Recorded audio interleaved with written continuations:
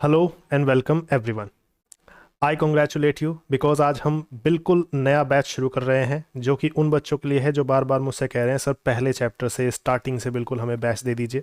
Grammar का proper batch है और जो भी बच्चा ग्रामर में थोड़ी सी भी प्रॉब्लम आने पर परेशान हो जाता है उसके लिए पनाश्य साबित होगा। Doesn't matter you are preparing for SSC bank और अदर एग्जाम्स, कोई फ़र्क नहीं पड़ता, बट ग्रामर हर जगह एक ही होगी। तो उसके लिए हम ये मोस्ट इम्पोर्टेंट बैच अपना बेसिक्स का शुरू करने वाले हैं आज। ठीक है, और हमारी एप्लीकेशन पर होगा जो कि करियर कैब है, आप प्ले स्टोर से इसे डाउनलोड कर सकते हैं। चलिए अब हम एक लैंग्वेज में एंटर करने से पहले एक बात समझने की कोशिश करते हैं कि हमें जब भी कोई लैंग्वेज सीखनी हो तो हमें किस तरह की फीलिंग्स को, किन चीज़ों को अपने माइंड्स में रखना चाहिए। ठीक है, अब ध्यान इस बात पर देना है कि जब भी हम किसी लैंग्वेज को सीखते हैं तो वहाँ पर दो चीज़ें बेहद नेसेसरी होंगी तभी एक लैंग्वेज बनती है।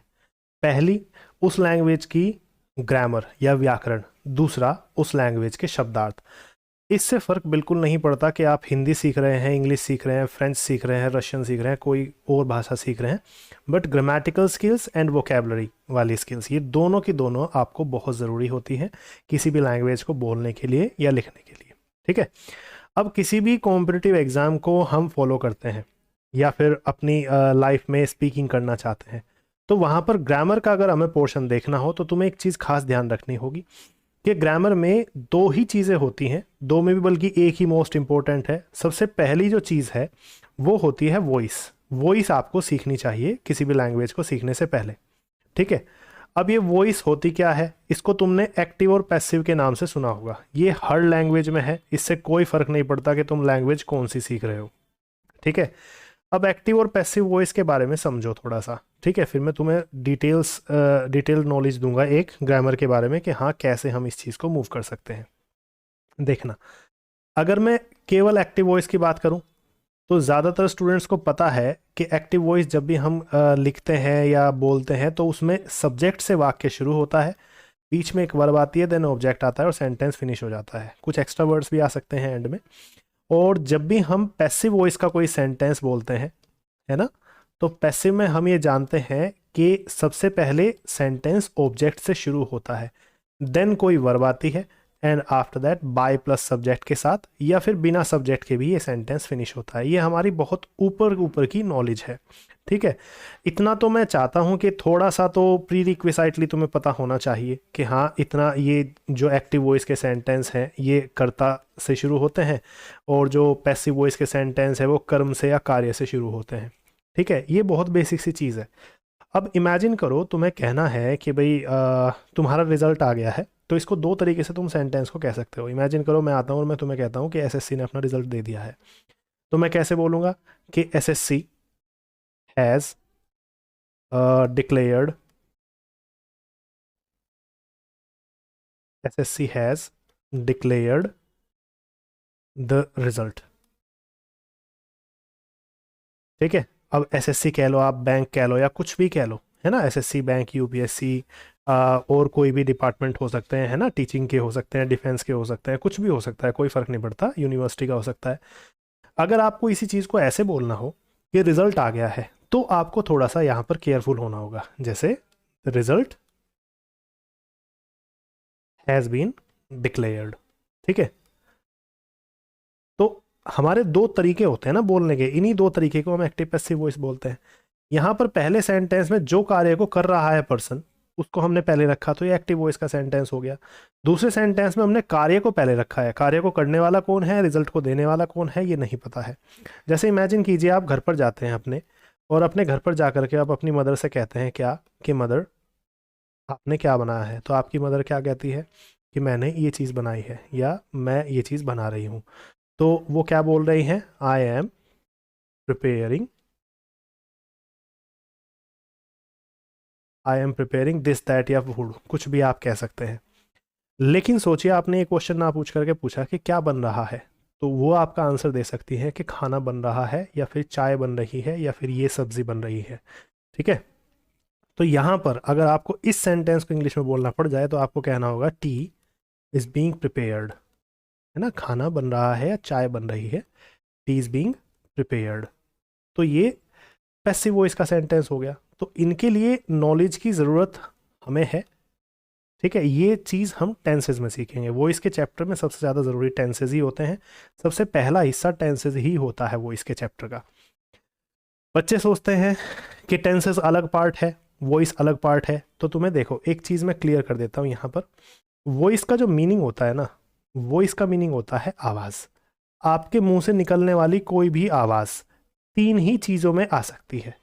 या तो वो प्रेजेंट होगी, आपके मुंह से निकलने वाली आवाज़ या तो वर्तमान में होगी, या फिर वो आवाज़ पास्ट में होगी, भूतकाल में होगी, या फिर वो आवाज़ फ्यूचर में होगी। और यही प्रेजेंट, पास्ट, फ्यूचर के हम टेंस जानते हैं, present indefinite, past indefinite, future indefinite वगैरह।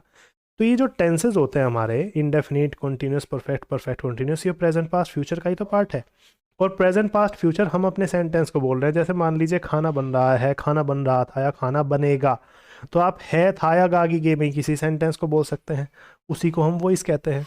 आपके मुंह से निकलने वाली आवाज़ ही वॉइस है। अगर आपके मुंह से आवाज़ निकले सब्जेक्ट को पहले रख के, तो उसे एक्टिव वॉइस बोल देंगे। अगर आपके मुंह से आवाज़ निकलती है ऑब्जेक्ट को पहले रख करके, तो उसे हम पैसिव वॉइस बोल देंगे। जैसे ये वाले सेंटेंस थे, अगर कार्य करने वाला एसएससी पहले आया तो एक्टिव वॉइस हो गई, कर्म पहले आया, कार्य पहले आया, तो फिर वो पैसिव वॉइस हो गई। है तो आपके मुंह से निकलने वाली आवाज़ ही। अगर है आया लास्ट में, प्रेजेंट आया तो हैज़ आ गया, पास्ट आएगा तो हैड आ जाएगा, फ्यूचर आ जाएगा तो विल शैल आ जाएगा। ये चीज़ है। इस सेंटेंस को देखो, आए कार्य करने वाला है, तो यहाँ पर ये सब्जेक्ट से शुरू हुआ, इसीलिए इसे एक्टिव वॉइस कह दिया। अब यहाँ पर कार्य हो रहा है, कार्य को करने वाला कौन है, वो गायब है, तो ये पैसिव वॉइस हो गई। समझ में आई बात? तो एक्टिव पैसिव का ये महत्व होता है। और जो टेंसेज होते हैं हमारे, वो इसी के अंदर होते हैं, वॉइस के अंदर। कई बार बच्चे क्वेश्चन करते हैं, सर टेंस हमें पहले करा दीजिए, वॉइस आप बाद में करा दीजिएगा। तो ऐसा क्वेश्चन बिल्कुल भी मत करना, क्योंकि क्वेश्चन ही गलत है।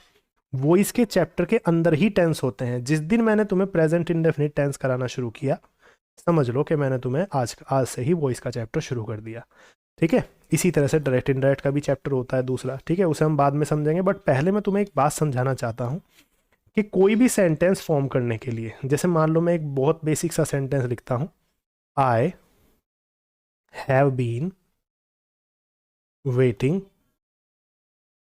Hair for you for an hour. ये मैंने सेंटेंस तुम्हारे सामने लिखा है। अब ये मैं इंतज़ार कर रहा हूँ, कार्य करने वाला स्टार्टिंग में मौजूद है, दैट मीन्स ये सब्जेक्ट है, ठीक है। कार्य करने वाला सेंटेंस में मौजूद है, इसका मतलब ये एक्टिव वॉइस भी हुई। तो कोई भी सेंटेंस आपने एक्टिव वॉइस में बोला या पैसिव वॉइस में बोला, इसमें इस सेंटेंस को फॉर्म करने के लिए आपको कुछ छोटे छोटे से हिस्सों की ज़रूरत पड़ेगी। वो कौन कौन से हिस्से होते हैं, सोचो समझो। ये हो सकता है ये छोटा सा हिस्सा प्रोनाउन हो सकता है ये छोटा सा हिस्सा आपकी कोई वर्ब हो सकता है ये छोटा सा हिस्सा कोई एडवर्ब हो सकता है ये छोटा सा हिस्सा कोई प्रीपोजिशन ठीक है, यू भी आपका प्रोनाउन ही हो गया।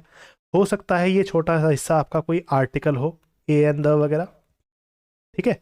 और हो सकता है ये छोटा सा हिस्सा कोई नाउन हो। ऐसे ही करके कई हिस्से एक सेंटेंस में होते हैं जो एक पूरा सेंटेंस बनाने में हमारी मदद करते हैं। ध्यान देना, इन छोटे छोटे से हिस्सों को हम क्या कहते हैं। एक पूरा सेंटेंस तो हमारा वॉइस का है, चाहे वो एक्टिव वॉइस का है चाहे वो पैसिव वॉइस का है। तो जो हमारे सेंटेंसेस के छोटे छोटे से पार्ट होते हैं उनको हम क्या बोलेंगे, हिस्से होते हैं उनको हम पार्ट्स बोलेंगे। पार्ट्स किसका, पार्ट्स ऑफ अ सेंटेंस। ध्यान से समझना, बहुत बेसिक से तुम्हें जीरो से लेकर के चल रहा हूँ इस टाइम, बहुत प्यार से तरीके से समझो, ठीक है। हर एग्जाम में यही चीज़ें चलेंगी। इन छोटे छोटे से हिस्से को, जो नाउन है, प्रोनाउन है, जो वर्ब है आपकी, है ना, जो प्रीपोजिशन है, इन सबको हम क्या कहते हैं, पार्ट्स कहते हैं किसी सेंटेंस का। इन्हीं को हम पार्ट्स ऑफ ए सेंटेंस की जगह पे पार्ट्स ऑफ वॉइस भी कह सकते हैं, है ना। और अगर मैं इसी सेंटेंस को, इमेजिन करना, मैंने तुम्हें ये सेंटेंस बोला कि मैं तुम्हारा यहाँ पर वेट कर रहा हूँ। अगर तुम यही बात जा करके अपने किसी फ्रेंड को बताने लगो तो तुम कुछ ऐसे बताओगे कि उन्होंने मुझसे कहा, ही सेड, उन्होंने मुझसे कहा, ही सेड टू मी, या ही सेड कि मैं तुम्हारा यहाँ पर वेट कर रहा हूँ। तो ही सेड या ही सेड टू मी लगता है ये डायरेक्ट इनडायरेक्ट का सेंटेंस हो गया। अभी तक तो ये वॉइस था, लेकिन ये भाव आते ही कि तुमने मुझे बताया, मैंने तुम्हें बताया। ज़्यादा डिटेल तो हम नरेशन के चैप्टर में ही करेंगे, ठीक है। तो इस चीज़ को समझने के लिए तुम्हें क्या देखना होगा, बस इतना सा भाव समझना होगा कि अब तुम किसी दूसरे को बता रहे हो, ये नरेशन कन्वर्ट हो गया। नरेशन कन्वर्ट होते ही इसको हम नरेशन या स्पीच भी कह सकते हैं। तो नरेशन या स्पीच भी एक पूरा वाक्य ही होता है, ये भी कोई छोटा सा हिस्सा नहीं होता। ही सेड से लेकर के आपका ही सेड से लेकर के और लास्ट तक एन आवर तक, अब ये नरेशन बन गया। पहले सिंपली बोला था तो ये वॉइस था, अब जब आप किसी और को जाकर के ये बात बता रहे हैं तो ये नरेशन बना है। डिटेल में हम बाद में डिस्कस करेंगे ही। तो नरेशन बन गया एक पूरा सेंटेंस, तो हम इसे पार्ट्स ऑफ नरेशन भी कह सकते हैं, ठीक है। और इसके अलावा नरेशन का ही दूसरा नाम स्पीच भी होता है, तो इसे हम पार्ट्स ऑफ स्पीच भी कह सकते हैं।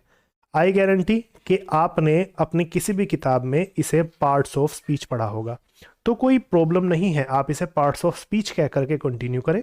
लेकिन अगर कोई बच्चा ये बोलता है कि ये तो सेंटेंस के पार्ट होते हैं, ये तो वॉइस के पार्ट होते हैं, नरेशन के पार्ट होते हैं, तो मैं इन्हें parts of a sentence, parts of a voice बोलूंगा या पार्ट्स ऑफ अ नरेशन बोलूंगा, तो भी कोई प्रॉब्लम नहीं है।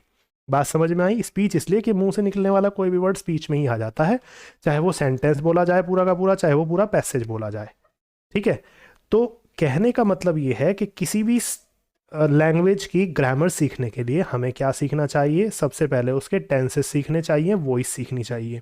वॉइस के चैप्टर के अंदर ही सारे टेंस होते हैं, ठीक है। जब हम उसकी वॉइस सीख लेते हैं तो हमें ये पता लगाना पड़ता है कि इन वॉइस को बनाने के लिए कुछ छोटे छोटे से हिस्सों की ज़रूरत पड़ेगी हमें। वो छोटे छोटे से हिस्से ही हमारे क्या होते हैं? पार्ट्स ऑफ स्पीच कहलाते हैं।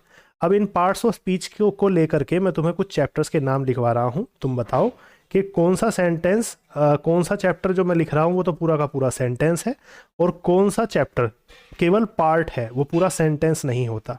मैं रिपीट कर रहा हूँ चैप्टर्स दिखाने से पहले कि जो पूरा सेंटेंस होता है इनमें एक तो वॉइस आती है और एक नरेशन आती है, चाहे वो एक्टिव वॉइस आप कह लो, चाहे वो पैसिव वॉइस आप कह लो, चाहे वो डायरेक्ट नरेशन आप कह लो, चाहे वो इनडायरेक्ट नरेशन आप कह लो। ये सारे के सारे जो है पूरे सेंटेंस होते हैं, इनके अलावा कुछ भी ग्रामर में केवल पार्ट कहलाता है। बात समझ में आई? तो अल्टीमेटली हमें केवल वॉइस और नरेशन वगैरह ही सीखने हैं। अब मैं इनको तुम्हें दिखा रहा हूँ, ज़रा मुझे बताना कि कौन सा पार्ट है और कौन सा पूरा का पूरा सेंटेंस है। तो अगर मैं आर्टिकल की बात करूं, ए एंड द की अगर मैं बात कर रहा हूं केवल, तो आप कहेंगे कि हाँ ये पार्ट ही है, एक सेंटेंस का एक छोटा सा हिस्सा है, तो इसे हम पार्ट्स ऑफ स्पीच में काउंट करेंगे आर्टिकल को। जहां मैं वॉइस की बात करता हूं तो ये तो पूरा का पूरा सेंटेंस होता है जिसमें सब्जेक्ट वर्ब ऑब्जेक्ट वगैरह होती है, चाहे एक्टिव हो चाहे पैसिव हो, तो इसे हम पार्ट ऑफ स्पीच नहीं कहते हैं, ठीक है। इसके बाद कंडीशनल सेंटेंस, यहाँ पर मैंने एक वर्ड लिखा हुआ है, पूरा का पूरा सेंटेंस है, तो सेंटेंस है ये, इसीलिए हम इसको क्या कहेंगे? केवल नॉर्मली सेंटेंस या एक्टिव पैसिव वॉइस कह सकते हैं, नरेशन कह सकते हैं, लेकिन इसे पार्ट नहीं कह सकते। डन। कंजंक्शन, कंजंक्शन जिसमें हम कहते हैं दिस दैट वगैरह जो होते हैं, इफ या वेदर वगैरह होते हैं, जो दो सेंटेंस को जोड़ते हैं, तो एक छोटा सा हिस्सा है, एक वर्ड ही तो है सिंपल, तो ये छोटा सा हिस्सा है, इसीलिए ये पार्ट ऑफ स्पीच में काउंट होता है। डन। अब आगे मूव करते हैं। नेक्स्ट सेंटेंस आपको क्या कहता है? नेक्स्ट सेंटेंस कह रहा है कि आप स्पीच के बारे में बात करें, नरेशन के बारे में बात करें, नेक्स्ट जो चैप्टर है आपका ये बताता है। लेकिन आपको पता है, आपने अभी देखा है कि किसी को जाकर के कोई बात एक्सप्लेन करना कि ऐसे ऐसे कहा गया मुझे, ये नरेशन कहलाती है, स्पीच कहलाती है, तो इसीलिए डायरेक्ट इनडायरेक्ट जो है पूरा का पूरा सेंटेंस होता है, इसे हम पार्ट ऑफ स्पीच नहीं कह सकते। मॉडल वर्ब जैसे कि can, could, will, would, shall, should, may, might, ये सब क्या होते हैं? ये सब सेंटेंस के छोटे छोटे पार्ट हैं, तो इसलिए इसे भी हम पार्ट ऑफ स्पीच कह सकते हैं। दूसरी बात, preposition, at, in, on, for, है ना, अबव, बिलो, बिसाइड, बिसाइड्स, इस तरह की जो प्रीपोजिशंस होती हैं, ये सब सेंटेंस तो नहीं हो सकती, तो इन्हें भी हम क्या कहेंगे? ये भी पार्ट ऑफ स्पीच कहलाएंगे। इसी के साथ नॉन फाइनाइट वर्ब, इसमें लास्ट में वर्ब लिखा हुआ है, वर्ब का मतलब एक छोटा सा वर्ड, तो जो छोटा सा वर्ड होता है वो पूरा सेंटेंस तो कभी नहीं हो सकता, तो वो सेंटेंस का पार्ट होगा, उसका हिस्सा होगा, इसीलिए इसे भी हम पार्ट ऑफ स्पीच कहेंगे, ठीक है। नाउन, प्रोनाउन, एडजेक्टिव, एडवर्ब, ये चारों भी सेंटेंस के पार्ट ही कहलाएंगे, है ना। तो ये सब के सब चैप्टर ध्यान से देखो, जितना तुम्हारे 12 चैप्टर का मैंने शेड्यूल यहाँ पर लिखा हुआ है, इन चैप्टर्स में से केवल 3 चैप्टर्स ऐसे हैं जिनको हम पार्ट ऑफ स्पीच नहीं कह सकते हैं, ठीक है। ये पूरे के पूरे सेंटेंस होते हैं, इनके अलावा बाकी सारे के सारे चैप्टर केवल आपको सेंटेंस बनाने में हेल्प करते हैं, और यही आपका वो स्केड्यूल है जो हम बैच में लेकर के चलेंगे, ठीक है। इसी स्केड्यूल के हिसाब से हम आगे चलेंगे।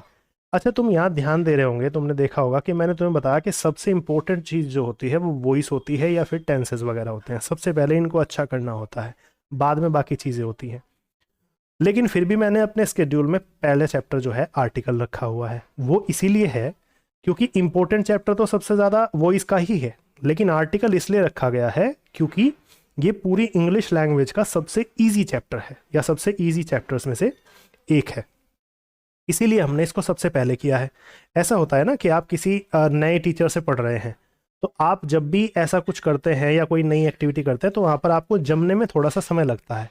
तो 2-4 दिन मेन चैप्टर पे आने से पहले कुछ लेक्चर्स आप आर्टिकल के अटेंड करें। इससे क्या होता है, आप मेरी फ्लुएंसी में आने लगेंगे, आप मेरे फोकस में आने लगेंगे।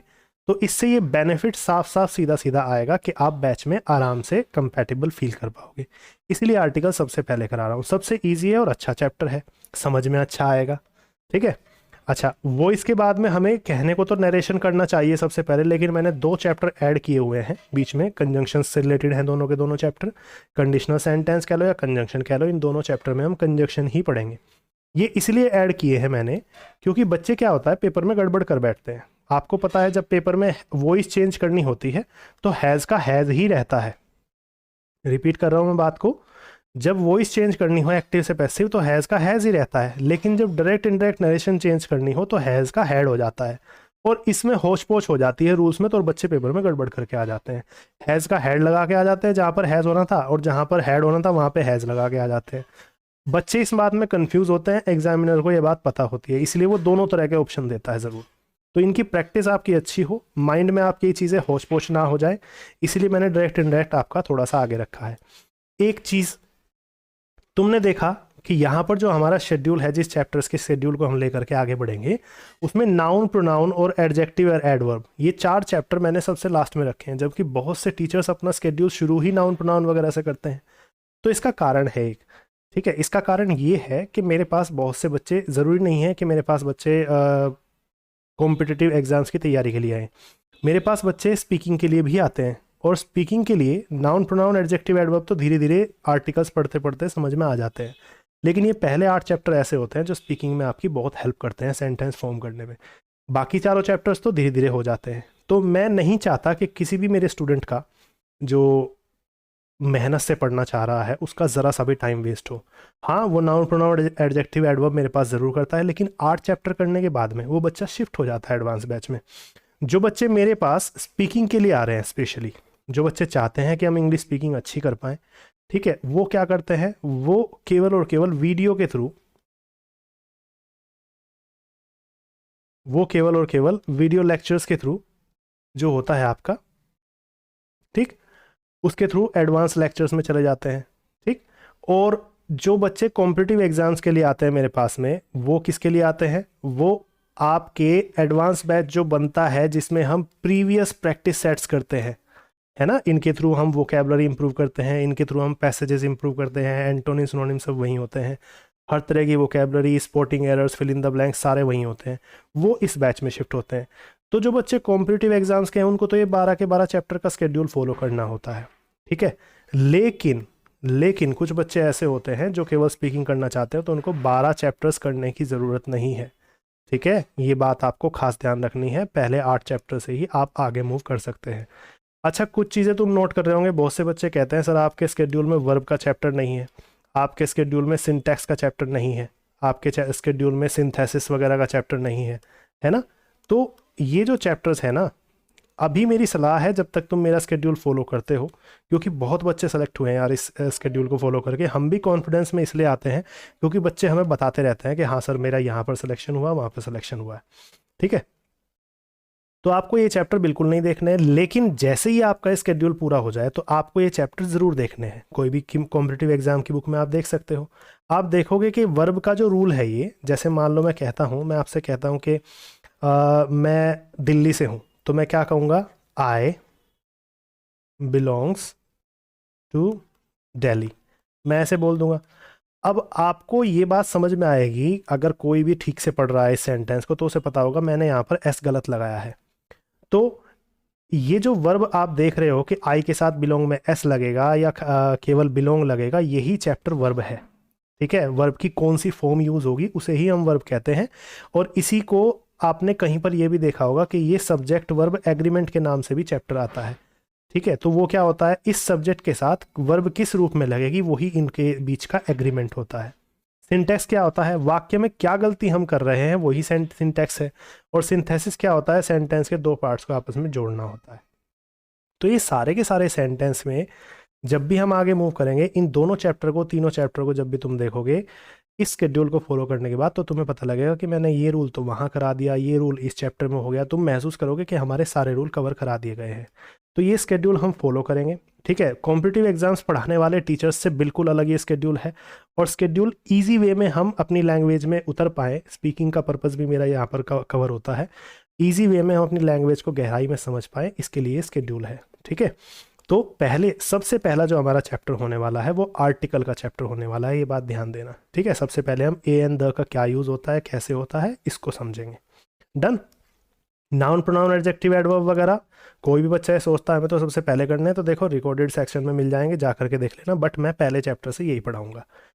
ठीक है, तो ये हुई हमारी लैंग्वेज। और अंत में मैं तुम्हें यही बात बताना चाहता हूँ कि बच्चे कई बार परेशान रहते हैं, सर ये बैचेस हैं कहाँ पर, तो देखो एप्लीकेशन है हमारी करियर कैप, डाउनलोड करो और आराम से तुम्हारा ये तुम्हें बैच, फाउंडेशन बैच मिल जाएगा। ठीक है, सभी एग्ज़ाम्स के लिए, चाहे वो कॉम्पिटिटिव एग्ज़ाम्स हो, चाहे तुम्हारा कोई इंटरव्यू हो जिसमें तुम्हें स्पीकिंग स्किल्स कवर करनी है, हर जगह पर ये पनाशिया साबित होगा, ये मैं पहले ही बता चुका हूँ। ठीक है, तो चलो मेहनत से इस चीज़ को कंटिन्यू करते हैं। जैसे ही आप अपनी ग्रामेटिकल स्किल्स को कंटिन्यू कर लेंगे अच्छे से, उसमें कॉन्फिडेंस फील करने लगेंगे, तब हम एडवांस बैचेस के बारे में बात करेंगे। लिसनिंग और राइटिंग के थ्रू स्पीकिंग इंप्रूव करेंगे, जो स्पीकिंग वाले बच्चे हैं वो उधर शिफ्ट हो जाएंगे, और जो बच्चे कॉम्पिटिटिव एग्जाम्स क्लियर करना चाहते हैं, चाहे वो एसएससी, बैंकिंग, आईएएस, पीसीएस कोई भी एग्जाम हो, वहाँ पर हम क्या करेंगे, वहाँ पर हम प्रीवियस ईयर प्रैक्टिस सेट्स का बैच में आगे बढ़ेंगे। ठीक है, हम प्रैक्टिस सेट सोल्व करेंगे, डेली रेगुलर रहना है, यही एकमात्र तरीका है जिससे आप सेलेक्ट हो सकते हैं। डन। चलिए आज के लिए इतना ही रखते हैं लेक्चर में, और कल अपनी आर्टिकल की क्लास शुरू करते हैं। Have a great time.